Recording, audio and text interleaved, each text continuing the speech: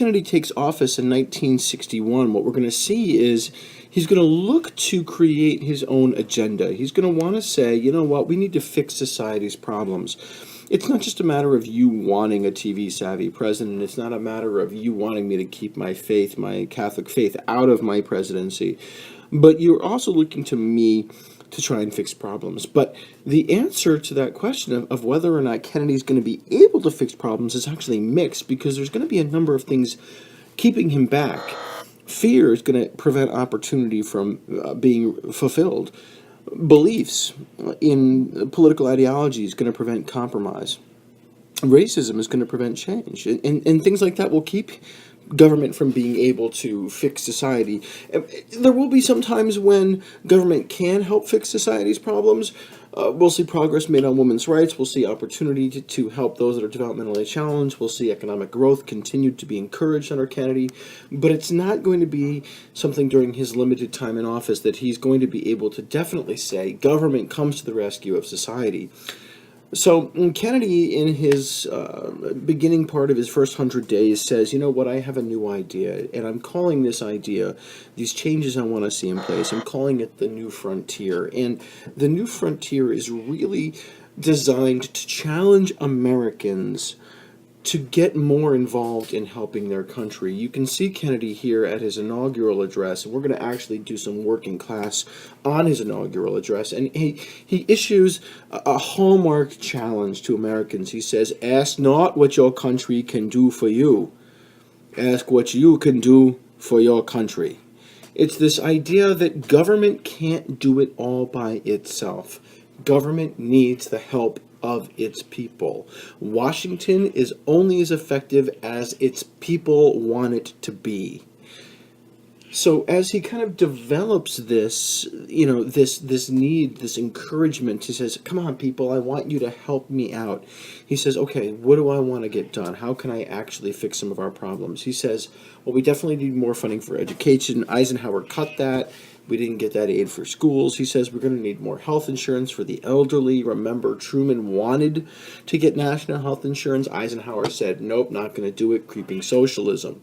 So Kennedy's going to kind of float some of these ideas out towards Congress, and he's going to say, you know what, let's cut taxes to get the economy moving. Let's get health insurance for the elderly. Let's get this funding for schools.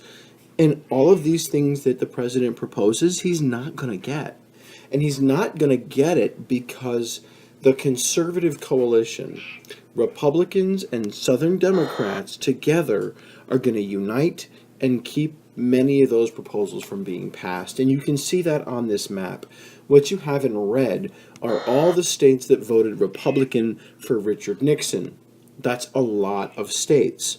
And in the South, you'll see there are some Republican states, Tennessee, Kentucky, Virginia, Florida, and also some states here that voted for Robert Byrd, the states' rights party candidate.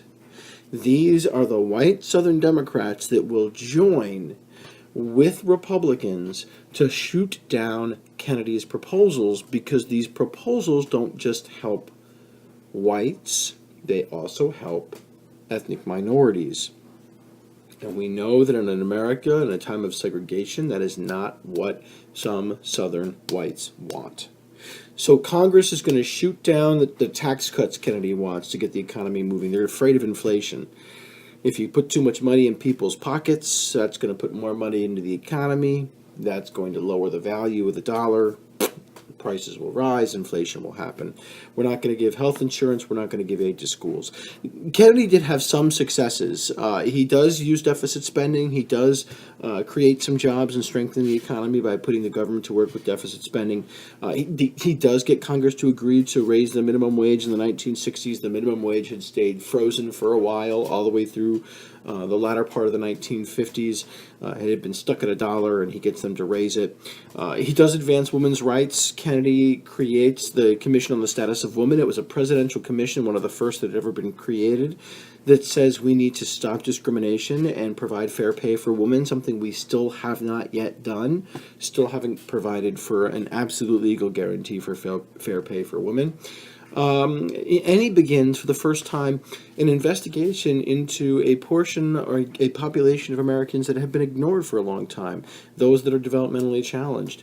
And he creates the panel on mental retardation. And it's the first time our government says we have a huge population of people that really could benefit from a better life and could be useful, productive members of society if we only took the time to care for them. So those are some of the changes that Kennedy will get through, and some of the changes that he can't get through. But it is, an easy way to kind of recognize that his presidency is kind of a mixed bag. There is something else important that happens during his term, though, that's definitely